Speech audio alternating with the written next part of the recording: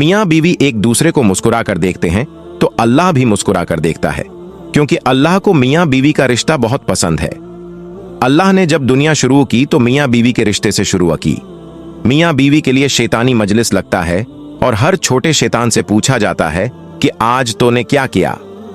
कोई शैतान कहता है चोरी करवाई, कोई कहता है कत्ल करवाया, लेकिन एक शैतान कहता है कि मैंने मियाँ बीवी में ऐसा झगड़ा करवाया कि नौबत तलाक तक आ गई। तो बड़े शैतान ने उसे गले लगाकर कहा, तूने बहुत अच्छा काम किया है, क्योंकि बाकी गुनाह जो होते हैं अपनी जात से होते हैं और जात पर खत्म हो जाते हैं, लेकिन मियाँ बीवी का झगड़ा नस्लें बर्बाद कर देता है। आजकल यही हो रहा है।